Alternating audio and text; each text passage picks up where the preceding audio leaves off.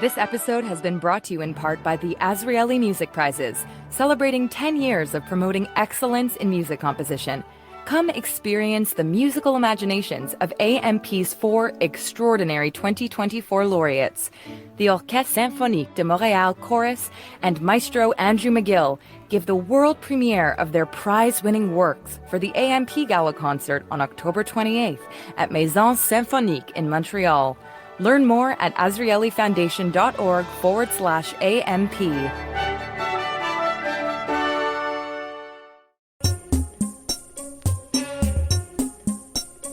This is Bonjour Chai, the Watermelon Shtreimel edition. I'm Finegold, and I'm here with Phoebe, Maltz, Bovy, and special guest host Hamutal Dotan. We are your Frozen Chosen. On today's show, we talk to Hamutal, who is the editor of the CJN magazine, about the making of the October 7th issue. We discuss the cover and the controversy that has arisen about it, and we get reactions to Phoebe and my articles that are inside. All this and more coming right up.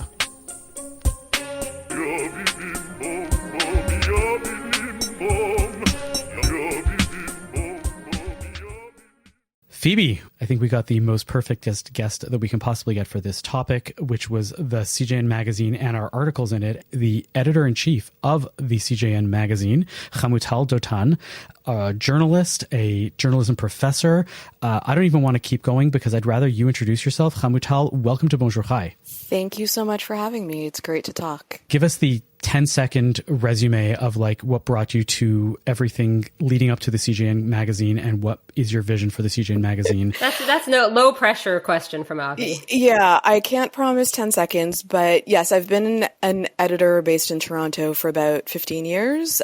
Before that, I was doing my grad work in philosophy, specifically in ethics, and I was brought in to really sort of reconceive the magazine, which has been very much drawing from work that's been done on other platforms at the CJN, but it's been going well enough that the CJN said, let's actually develop this as its own standalone entity. And so that's what I've been working on.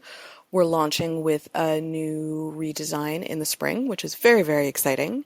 And this issue is the first that I think really starts the shift towards the range of coverage that we're looking at developing. So that right there is the crux of the issue. There has been a bit of controversy around the cover, less so around the articles, which makes me realize that people just like to look at pretty pictures, or not so pretty pictures, but pictures nonetheless. This issue was conceived as a 1-year anniversary of sorts, as a response to where Jews are 1 year past October 7th of 2023. Is that correct, if you had to put it in a nutshell? It is. Our feeling was very much that this Rosh Hashanah is not going to be like a typical Rosh Hashanah. There are only a few days between the holiday and the October 7th anniversary.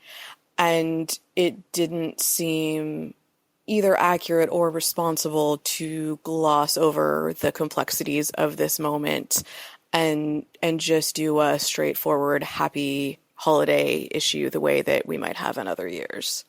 So the magazine, in its new direction, anniversaries of tragedies aside, a more complex, wide-ranging portrait of Jewish life. That is certainly our aspiration. What we're really hoping to do over time is to explore in a very sort of serious, reported way the issues and sort of situations that the community is finding itself in. And the perspective is very much, we are not here to take sides on anything. We don't have house views on matters of politics or religion. What we're here to do is to put the Jewish community in conversation with itself, to put Canadian Jews in conversation with other Canadian Jews, and to be a forum where we can all learn more about the diversity and complexity of the Canadian Jewish experience. And this leads us to where we are now, because there was a bit of an outcry about the cover itself, let alone the contents of it.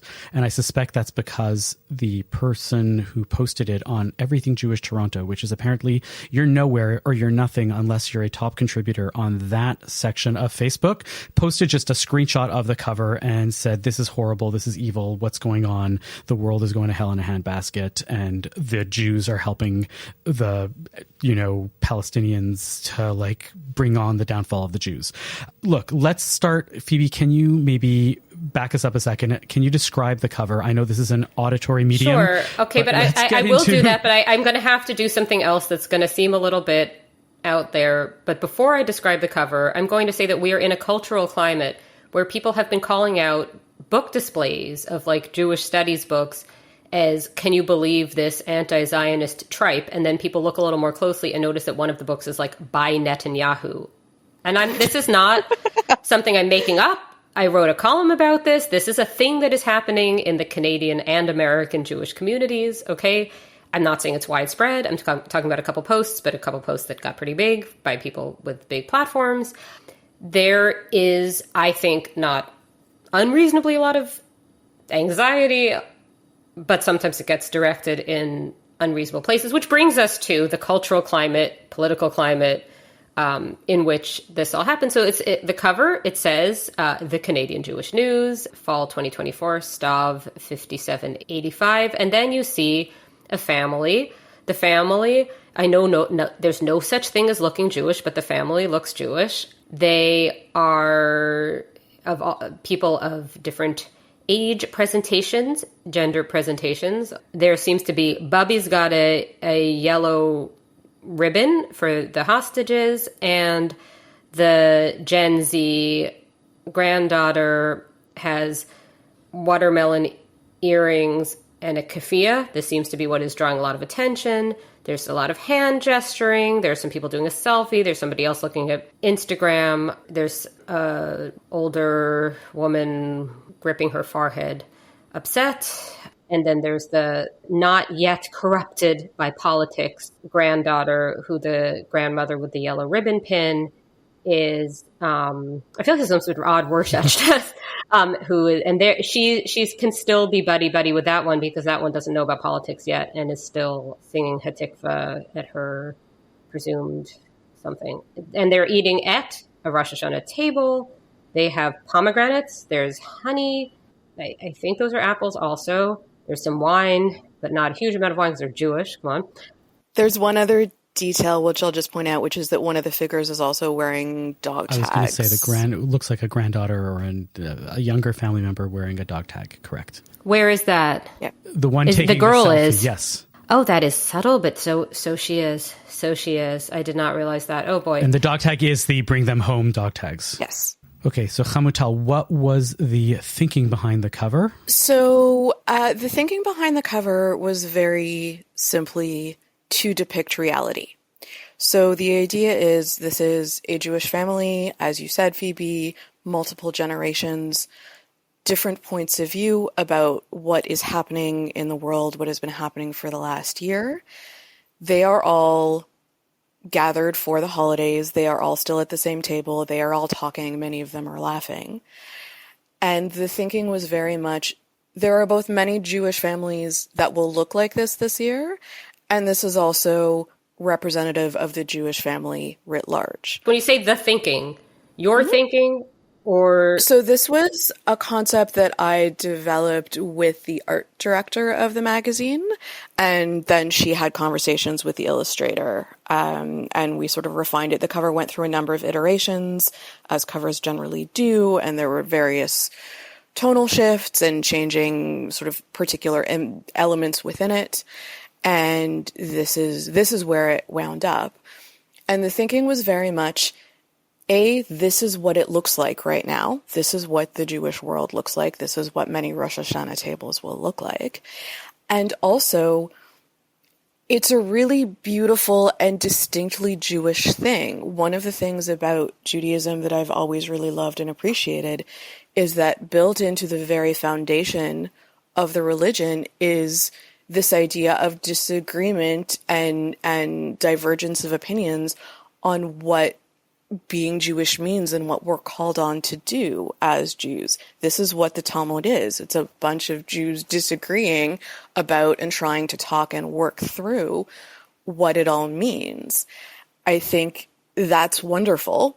I think a lot of Jewish resilience stems from that. I think it's something that's beautiful about our tradition. And I think while this period of history is incredibly fraught and incredibly sensitive, there is something incredibly powerful and pertinent right now in that. There's a fascinating phrase in Pirkei Avot, machloket l'shem shamayim, which means a dispute for the sake of God. It's written specifically about Hillel and Shammai, right? These two sages in Jewish tradition who disagreed about things and also loved each other. And this is a moment where Jews are very much disagreeing about things, but hopefully still loving each other. Yeah, the first thing that I'd noticed, aside from clearly the woman with the watermelon earrings and the keffiyeh, was that nobody at the table seems to mind that she's there, right? And she is happy. She is not sitting there and pontificating and spouting forth with like, you guys are all evil. Just like, this is family and I belong here just as much. And that leads us to the first thing that I really want to get into when thinking about this cover is, like I said, there was a bit of a backlash in some sectors of the Jewish community, but just as much, there was a flip side of many, many people that were saying, you know, thank you for showing us, thank you for representing somebody. And I never really felt represented by the CJN. Can you talk us through some of the pushback you've gotten, that we've gotten, and can you talk us through some of the stuff that has been heartwarming to hear how people are responding to it? Yes, it's absolutely been, I will say, just for starters, a lot of reaction. I think more reaction than we typically get. And I think that in and of itself is important. It matters that people are invested in it. There is certainly, I think it's important to acknowledge that this is something new that the CJN magazine is doing. We are taking a more journalistic approach, and we are really working on having diverse and eclectic points of view represented. It's really important that we're not taking sides. We're not endorsing any particular person on the cover. We're saying this is a collection of people. They are all coming together. That is what it is like right now. So of the people who had concerns, what it amounts to is them saying it is inappropriate to have a person in a keffiyeh and watermelon earrings represented, to which I would say that person is Jewish also. And while I understand that that imagery can make people very uncomfortable, can make people feel like they are being put on the defensive, it is important that that person is Jewish also, and we are not here to pick and choose about which Jews get represented and which don't. In terms of the supportive messages, there have been, as you said, Avi, some lovely notes from people who wrote in to say that they hadn't previously felt included or represented in the CJN, or at least the magazine. People who said, this is what my table is going to look like. People who said, I wish my table looked like this because we're actually either going to be fighting more or not everyone is welcome. Not everyone is invited this year. And what you're showing in the cover is something that our family is aspiring to, which I thought was both heartbreaking but also important. And people who wrote to just simply say, thank you for not sweeping this under the rug. I think there's something frustrating about this is a very hard thing to visually represent, because actual people, like, it's even more nuanced than this. Like, is there somebody at the table, you know, standing with the people protesting in Tel Aviv side of things? Maybe. I mean, so you're latching onto something really important, which is there is only so far a visual. That's what I'm getting. No, that is exactly what I'm saying. Is that I think there's something inherent to this medium where to show differences of opinion, you have to show people on the teams, right? It has to be that people are accessorized to show where they stand. Some of the people who've been writing in, because they describe what they are seeing in the illustration, they are interpreting it in different ways. And this is always the case, I mean, with any artistic medium, but certainly with visuals. So there's one person who wrote in, and this is fascinating to me, who was very supportive of the cover and thanked us for depicting a brainwashed person because she had that in her family and it was a struggle, but it was accurate. So for all that there are some people who assume that if we put a person in a keffiyeh, we're supporting that, which we're not supporting or rejecting anyone here, there's someone else who interpreted that same drawing as depicting a brainwashed person rather than us supporting it. So okay, that is fascinating. Yeah. People are really bringing their own understandings of the situation. That actually brings me to my next point, which is about people bringing their own understandings of the situation. So I saw the cover and liked it, despite I do not have the politics or the aesthetics of somebody who would do purple buns, a keffiyeh, and watermelon earrings on any occasion. That's not me. I like the cover. I think the cover is it's a kind of aspirational representative, we can all still talk to each other. We should all still talk to each other. Yes, I think to me, that's clear. And then I went on Twitter. I did the foolish thing. I looked at social media, and where I had shared a positive response to the cover, and I saw this sea of people saying, finally, the anti-Zionist Jews like me get some representation. And it was a sea of this. And I thought about how these things play out, because I think to some extent they play off, the responses play off one another, and people aren't even necessarily even though you would think, okay, it's the cover, it's not even individual articles, how long can it take to look at a cover? I think people are responding to what they've already seen people posting in whichever forums, not only Twitter, of course. If you're seeing responses that say, this is a cover that is bringing warm fuzzies to anti-Zionist Jews, then maybe some of the people who are saying, oh, look at this anti-Zionist cover are responding to the people who are saying, oh, I'm so happy finally an anti-Zionist cover. And I think they're all, I don't get it at all. I don't think this is I agree with you that this is not taking a stance either, on any of their positions. But I just want to, one more thing on this though, that I do think that is good about this is that it is important to remember that a lot of pro-Palestinian imagery, sentiment, whatever, is coming from Jews. And I think that does make this all more complicated if you're trying to say that that's the anti-Semitic position. You do have to reckon with that. Anyway.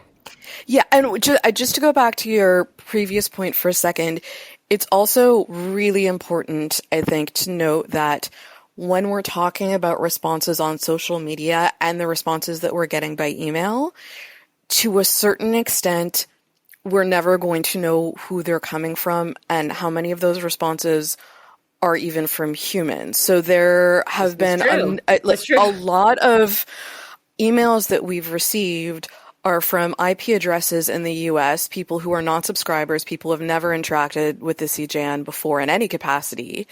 And to what extent did this get CC'd onto some other distribution list where these are not readers of the publication, but this is what happens when things pick up steam online? It's hard to detangle, but to the extent that we've been able to figure out, a significant percentage of the feedback that we're getting is not in Canada and not from people who have any relationship with the CJN at all.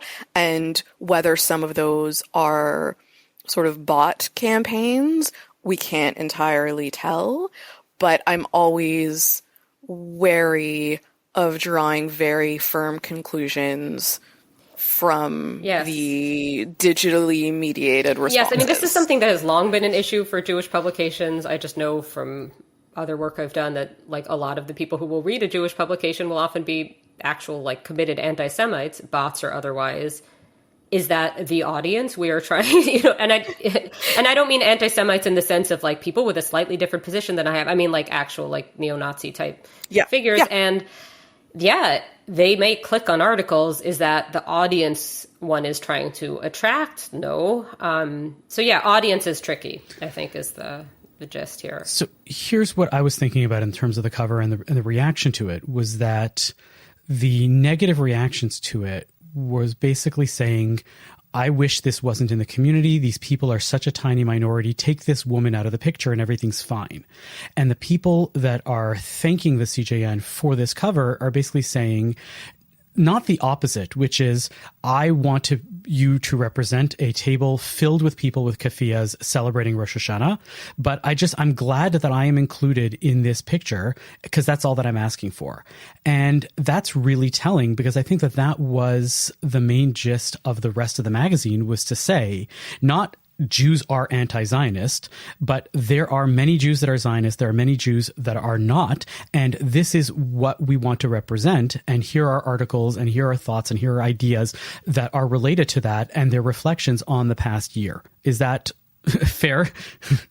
I think that that's fair. And what I would say is, I think it's important, though tricky in this conversation, to distinguish between people who are having concerns or having a negative reaction to the cover because they don't think that it should have been published, and people who are having negative reactions because they are uncomfortable with the actual reality that it depicts.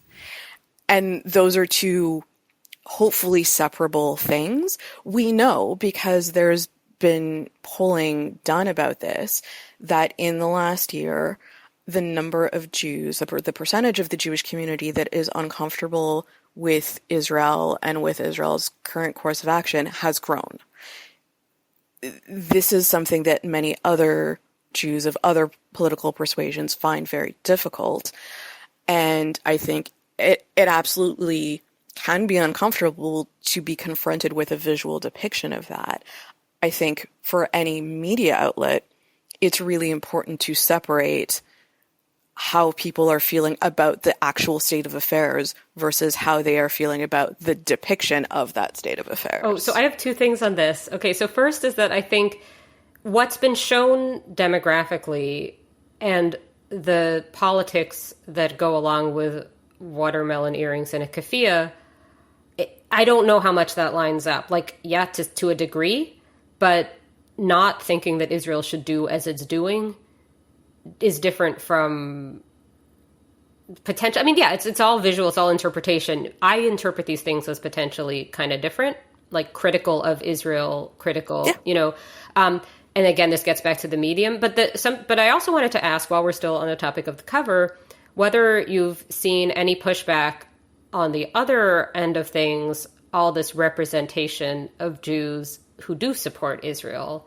No. I haven't seen a word about it. So what this is telling me is that this is all a debate that's happening, for all that it's supposedly huge and blowing up. I don't get the sense that this has broken into the non-Jewish sphere with any great interest, because I think there could potentially be a different conversation about, like, what does it mean that there are all these people supporting Israel at this time? Because there are people who would not react well to that. They just may not be Jewish. So it's been really interesting when there have been a lot of people who didn't understand the controversy at first, and I'm talking about both Jews and non-Jews who I've spoken with and who've seen the cover, because they didn't actually catch many of these details, right? There have been people who looked at the cover and it took someone else pointing out to them, oh, this person is wearing a keffiyeh, oh, this person is wearing a dog tag. So I do think that this does speak to a point you were making much earlier, Phoebe, that people are also reacting to the reactions. And so they're told, oh, this is what the cover is, rather than having a sort of transparent reaction directly to the cover. The sort of non-Jewish friends of mine who work in media who've asked me about this, and I've shown the cover to them, almost to a person said, I need you to explain to my Gentile self what it is that I'm looking at, because I don't understand. I mean, I missed the dog tags, and here I am in Jewish media and so forth. But Avi, I want to ask you to ask about the religious angle, because I think some of the pushback that I have seen has been like, there's somebody in a keffiyeh, where is the Shtreimel? No. But where is visual of observant Judaism? Look, there are phones out at this table.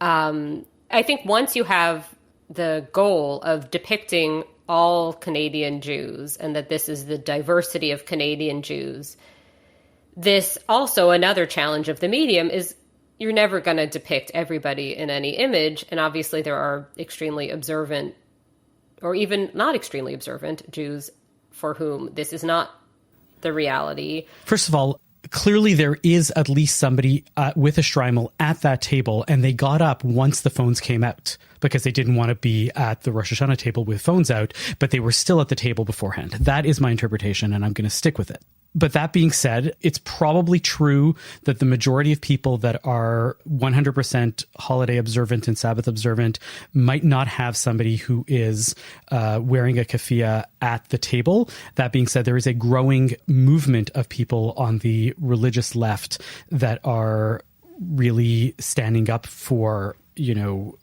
what Israel is doing, or standing up against what Israel is doing.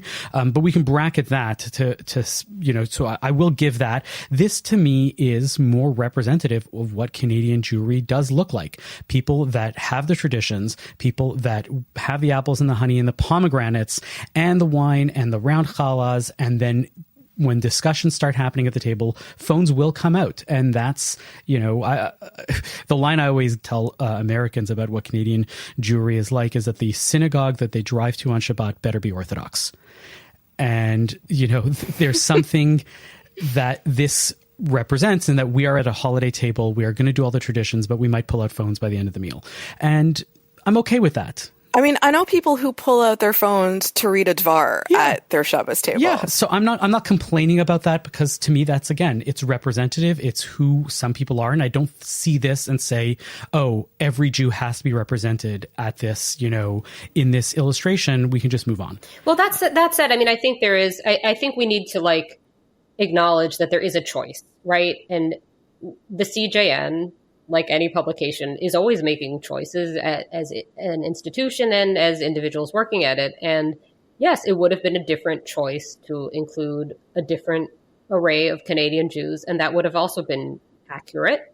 I think the people who are saying, oh, this is clearly now a publication for, only the watermelon earring wearers, that's obviously way off. But it is sort of, it's giving kind of parameters of who's the likeliest target audience. I'm thinking just like in any kind of publishing, like who the likely reader would be, So I don't think that you can fault somebody for saying that this is giving a certain array of possibilities. So I'm actually going to use that as a segue, because I really hope people don't just stop with the cover. Avi's piece, which I'm hoping we'll talk about in some detail. My wonderful interview with Anthony Rose. Yes, that is exactly what I meant. No, Avi also, he wrote he conducted that interview with Anthony Rose, which you should read because it's fun and it's about food. But Avi also wrote a very thoughtful, considered 6,000 word essay about what the idea of Tzion, of a homeland in the land of Israel, what the relationship between that and Judaism actually is. And there's a canvassing of a huge range, both in history and across the Jewish spectrum today. There are very secular Zionists, there are very secular anti-Zionists, there are very religious Zionists, there are very religious anti-Zionists. And it's not just the cover, but in all of the stories, we are trying to get at as many different ways of thinking about this as possible. And I really hope that once the dust settles on the initial reaction just to the cover, people will take some time with the work inside the pages, because I think that rounds things out in a way that no single image, no single article can encompass the entirety of a publication's ambitions. I mean, I think there was some impression that the cover was about a particular article that's about social media and people sort of not getting along, and the phones out and the different politics seems potentially... So there is another shorter essay by Sarah Barmack who writes about the experience of the last year in terms of what it's been like to be online and to feel yourself sort of drawn in. There's a gravitational pull to become increasingly strident in your vocal politicization, whatever your politics are, and her wrestling with that. And that is one story that speaks to the cover. I would say that Avi's story also speaks to some ideas that the cover is starting to get at. And they're all really meant to get at different facets of what the last year has been. My assignment, was to present this sprawling history of Zion and Zionism and Zionisms in a digestible format. I feel like I'm a cow that had 4 stomachs, because I digested and redigested and redigested, and I'm finally at the point where a lot of it makes sense to me, and I was able to put it down on paper, and it's out in the world. Hamutal, was there anything there that you, taking off the editorial hat, you would want to push back and say, but is that really all the Jews, or was it really, was there anything there that surprised positively or negatively? So I would say it's not a question of positive or negative. There's only so far I can separate myself from the editorial process, because of course I looked at many, many versions of this thing, and we talked about it extensively. But I will say the piece was a useful reminder to me, the extent to which the theological origins of Zionism are woven into thoughts about messianism. And this is something that, and there's a line in the piece about this, doesn't, I think, sit intuitively with many people, myself included. It's not a big part of many contemporary forms of Judaism.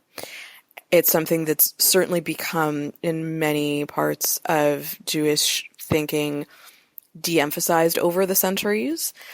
And it was a useful historical theological corrective to just get that back in view, because that actually is where a lot of this started.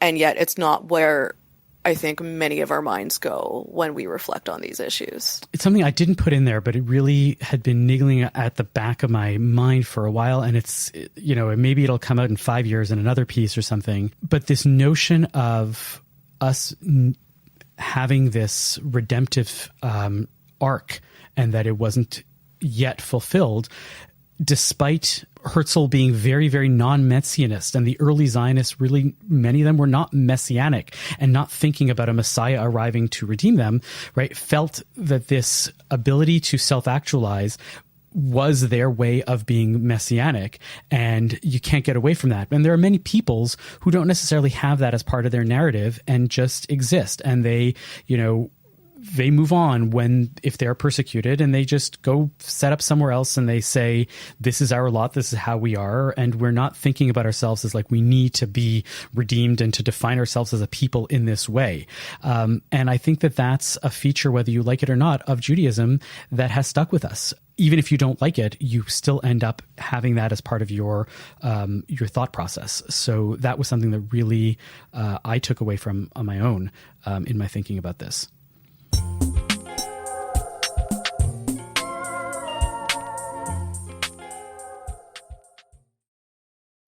This is an audition to be a cantor. But I don't want to be a cantor. I wasn't raised with any religion. You're Jewish, though.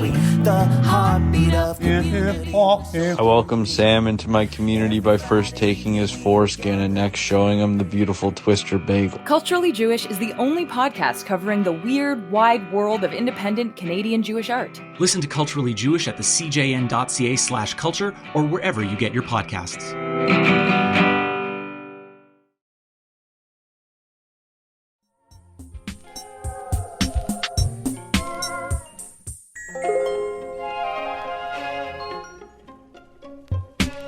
I'm actually curious, because you did go through many drafts and some iterations of this. What surprised you when you sat down to write this? I think I knew a lot of the various strands. I was positively surprised by how well I thought that I could represent the Judaism within the anti-Zionism, because I kept saying, to people, these people aren't just anti-Zionist, and that's who they are, and they bifurcate their Judaism from their anti-Zionism or their pro-Palestinianism, however we're going to call it. And it was fascinating to see how many of these people are thoughtful and say, no, this is deeply part of my Judaism, and it comes from this piece and this piece and this piece, and they're able to articulate it. The thing that surprised me also was how I could see, not so much from the spokesperson, right? I spoke to the one of the spokespeople for the Go to Israel of America, which is one of the Haredi umbrella organizations, and he represented, the position of most Haredi Jews as a Zionist, and there was a study, though, that I found from this organization called Nishma Research, which does a lot of research into the Orthodox community, that really showed that wasn't the case, that there was a lot of anecdotal evidence that showed that the people that are not Zionist within the Haredi community often have very strong anti-Zionist tendencies. So that was really interesting to be able to chart and to say, it's wonderful for you to think that you're just a Zionist and you can move on. There's a lot more anti-Zionism there than you would imagine based on what public pronouncements are. There's a piece of it that you didn't have space to get into in detail, and you and I didn't really talk about, but I think there's also some interesting divergences between diaspora thinking and Israeli thinking, which is that, and we're seeing this a lot now, there are certain quarters of the Jewish Israeli population that feel much more comfortable being much more critical of Israel than I would say their religious the sort of similarly religious or not religious North American Jews do. There's a sense in which I think the North American Jewish community is a little bit almost more protective of Israel than Israeli Jews are. And there's sort of an analog with religiosity where we know that there are ways in which it is more comfortable for an Israeli Jew to be secular than a North American Jew, because your identity is sort of as a Jew is in some sense solidified simply in virtue of being an Israeli. And so you don't necessarily need to engage as much in religious practice. And it's interesting to me to see sometimes North American Jewish debates about what is happening in Israel be more hesitant about criticizing Israel than what I see in the Israeli language press. I think it has to do with what you say about, like, the same as, like, I think the analogy is apt about that you can just be Jewish by being Israeli, and you don't have to sort of do something necessarily above and beyond to assert that or whatever, to connect with that. But I think it has to do with, again, this question of limited teams, limited positions that one can take. And that if I see a crowd, like photos, because I'm not there, of a crowd in Tel Aviv, protesting, I can think, okay, that seems correct to me. If I see a sign that says Parkdale High Park for a Free Palestine, does that mean the same thing? To me, it means something different. To me, that means an umbrella of things, one of which is that Israel needs to just disappear. And it is hard, I think, in North America, generally, in Roncesvalles, Toronto specifically, to assert the thing that is critical of what the Israeli government is doing that isn't, and the whole state was a mistake and should dismantle itself. That is a hard position to get into a soundbite or something. Although I should say there is in my neighborhood exactly one bring them home yard sign that I've seen. But the point is, I think that would be part of the reason, is that if you are critical of Israel, it seems in North America to be that you are aligning yourself on a certain side that might not be where you actually stand. Whereas I would just imagine, I have not surveyed them, that the politics of people protesting in Tel Aviv do not align with the politics of somebody who puts up this sign in Toronto. I do appreciate, and I totally agree, that the notion that it's easy to just recognize that one is Jewish and then one is political, and they're often separate when you're in Israel because Judaism is just there, right? The assumption that these people are Jewish and that are protesting, that's fine, and they get to do this, and then to separate that from the diaspora notion of like, well, we have to support everything that we can, and all the arguments around that. We had Daniel Hartman on about a year ago, and it was when the protests were at their peak before October 7th, right? The summertime. And we were like, well, what's the role of like, you know, there are diaspora Jews that are like, well, we shouldn't comment on this. We may think that might think personally that it's a problem, but it's not our role as diaspora Jews to like interfere in political discussions of what goes on in Israel. And he's like, you're right. You don't get a vote, but you at least can vote with your dollars. And there's all these donations that happen from the diaspora to Israel. And you can just stop donating to the charities that you want to donate to in Israel and saying, we don't approve of what's going on. And the ability to critique was so much more robust before October 7th than after, because all of a sudden it felt like there was this crisis and that we don't have the right to critique something because there's a crisis. You know, well, I don't know if that, I think it's more just that people who are critical of Israel, but not critical of Israel's existence, just aren't saying something loudly because you have to align with something, right? Yeah, you know? and those people know that to be able to say that is messy. It's the equivalent of putting a picture on a cover or an illustration on a cover and not being able to articulate it unless you get into the cover and you read 6,000 or 10 or 20,000 words around it. So that, I think, is difficult for those people that support Israel, but as a country, but not what they're doing. And it was easier to do that before October 7th than after, which, you know, that final point does bring me to your article, Phoebe, which is about philosemitism. Can you give us the genesis of this and why you're interested in this idea of philosemitism in general? Sure. So everybody's talking about the anti-Semitism since October 7th, and with good reason. I am one of the people who has been talking about it. I'm somebody who thought that complaints about anti-Semitism seemed a bit overwrought. If you had asked me on October 6th, and then asked me on October 7th, certainly on October 8th, I would have said something different. And certainly coming up on a year, yeah, there's a whole heck of a lot of anti-Semitism. Philosemitism has not gotten as much attention, but is super interesting in this context. Basically, certain politicians, cultural figures who are not Jewish are aligning themselves with Jews, with Israel, saying that they are allies. In the initial aftermath of October 7th, there was a lot of how can I be a good ally to my Jewish friends? There was some discussion of, like, at various points, how to support Jewish businesses coming from non-Jews.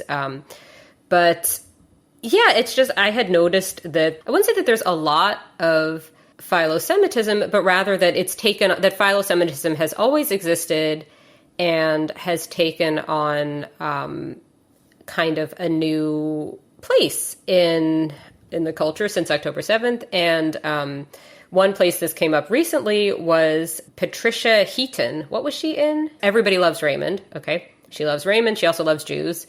She was saying on Twitter that you should put up a mezuzah, even if you're not Jewish, in the I Am Spartacus solidarity with Jews who are victims of anti-Semitism. And then I saw somebody had shared this to say, and this is since I wrote the article, this has happened. This is like a recent story. Somebody was saying, at least we found something all Jews can agree on. This is stupid. And then there were a bunch of people like, no, I'm Jewish. I think this is good. So anyway, there are a lot of people who are siding with Jews. Some of them are Canadian politicians, like Kevin Vuong being the sort of obvious one. There are commentators, like a lot at the National Post. Like there are a bunch of people who are U.S. politicians also, John Fetterman being kind of the most famous example, but there's also, I think, Richie Torres, right? Like there's a bunch. Mm-hmm. And I'm trying to figure out like what's going on here, because it seems different to me than the philosemitism that used to exist, that was kind of like an affinity for like Woody Allen and intellectual sort of Upper West Side circles and wanting to be with the kind of bookish Jews and feeling like you wanted to be part of that culture. It seems like that used to be what philosemitism was, or sort of identifying with Seinfeld as if like that's, but not being Jewish, but liking the Jewish aspects of it. That would have been philosemitism. And now philosemitism has fused with kind of anti-wokeness in certain strange ways, where if you are on the side of the normies, the frat brothers, the American flag, like there was some whole story where some frat brothers somewhere in the U.S. were like defending the American flag against pro-Palestinian protesters. And that's the new philosemitism, is this kind of anti-woke, it's this conservative thing, right? Actual Jews are not particularly politically conservative, certainly not in the United States, where a lot of this is happening. So there's this tension that's interesting. And let's be fair that actual Jews are not very philo-Semitic either. You know? That's also true. That's also true. But yeah, what interests me is just this tension between how actual Jews feel about things and what philo-Semites of yore or today think is sort of siding with Jews. And then you get this awkward thing where you get figures like Trump, right, who are like, I'm such a good friend of the Jews. Come on, Jews, why aren't you with me? And it starts to seem almost like a threat. So yeah, there are a lot of angles to this. And yeah, I thought it's important just at this time to cover this, because really, I don't think ultimately philo-Semitism and anti-Semitism are as far apart as all that. I think a cultural affinity for Jews is innocuous, as are all cultural affinities. But once we're talking about this political thing, it's not necessarily innocuous, and it's never good for Jews to be kind of made into an idea. But I really learned, and what you were really good at doing in the article was really putting these different eras of philo-Semitism, right? Starting with the, like, I guess you would call it Judeophilia, when you get to hundreds of years ago, when there's no, like, anti-Semitism. It's different. It's just this Christian affinity for Jews because Jesus was a Jew, which has some intellectual descendants to this day. And then you get into the cultural piece and the mixing up of it nowadays, because ultimately the philo-Semitism you're pointing out is political. And it's no different than somebody who stands with Ukraine. But to stand with Ukraine is clearly a political stand. And even if you put a I stand with Ukraine sticker on your car or a banner in your, on your front lawn, nobody assumes that you're Ukrainian or that you have this weird thing for Ukrainians or Ukrainianism. And when it comes to philo-Semitism and this, like, I stand with Israel and I think that they're right, part of it, as you said, is like being contra the Palestinians, but part of it gets mixed up with this, like, anti-Semitism, anti-Zionism, et cetera, et cetera. So if I'm Zionist, then I must be Semitist in some way or another. And that's where things get weird and iffy, and getting people to put mezuzahs on their doors without realizing that, like, no, that's a religious symbol. It has nothing really to do with Israel. Yeah. I mean, I think what I can't tell is whether the new philo-Semitism has much of a Judeophilic component to it, because a lot of it seems to be taking place kind of in ignorance of Jews and a sort of lack of any particular cultural or religious interest in Jews. And it's much more, look at all these protesters, the young people with the purple hair and the masks and the they, them pronouns. And I don't want any part of that. Not me, Phoebe, like me, the philo-Semite caricature I'm doing here, saying that they want no part of that. And the people who seem to be the other side are Jews. And it is, again, this omnikos thing where if you want to be anti-omnikos, then you're a philo-Semite, is what happens.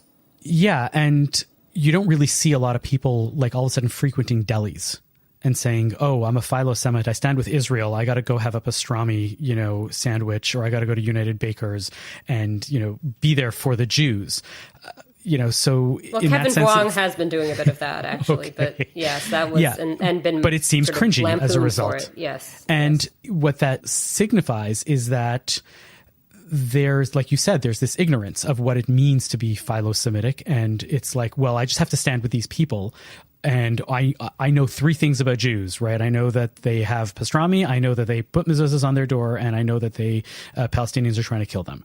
And so I'm going to stand with one, and that means I should stand with all of them. And that's the ignorance. But I don't know how to solve that. I don't think that it's solvable or needs to be solved. It's just an interesting thing to note from the inside. Oh, these philo-Semites, they're kind of virtue signaling to their other right-wing people, or to say that I'm with you and I think that my votes are coming from you, and therefore I am going to have a pastrami sandwich. Exactly. I mean, I think, and then here's where there is this backstory where philo-Semitism has long been this thing where Jews are an idea, and people who would be sort of anti-Semitic because they're anti-liberal, then you get the people who are countering that and they're like pro-liberal, like pro-liberalism, and they love the Jews because the Jews represent liberalism, or whatever it is, and that the running thread really is this, like, reducing Jews to these abstract ideas never seems to work out well for Jews, and that just to kind of like, not that you should be like suspicious if somebody's, trying to patronize a deli because like friends are better than enemies, but just like be a little wary and like, I think if somebody tells you they're a philosemite, we should have a starter pack of like, give them the gefilte fish and tell them to come to services on Yom Kippur and that they have to stay the whole day. But they can't bring the gefilte fish. Yeah, that'll cure a lot of philosemitism. Well, thank you for editing it, Hamutal, and thank you for joining us. This has been great. It was my pleasure. It's really good to talk about all this stuff. Thank you for listening to a special edition of Bonjour Chai for Rosh Hashanah 5785. The show is produced by Michael Fraiman, edited by Zach Kauffman. The executive producer for CJN Podcast is Michael Fraiman. Our music is by So-Called. We are a project of the Jewish Living Lab and are distributed by the CJN Podcast Network. You can listen to all our past episodes on our page at thecjn.ca/bonjour, and you can subscribe to the podcast and automatically receive all episodes on Apple, Spotify, or wherever you get your podcasts. We'd love it if you told a friend about Bonjour Chai. It's one of the best ways we get new listeners. As always, please email us with comments at bonjour@thecjn.ca.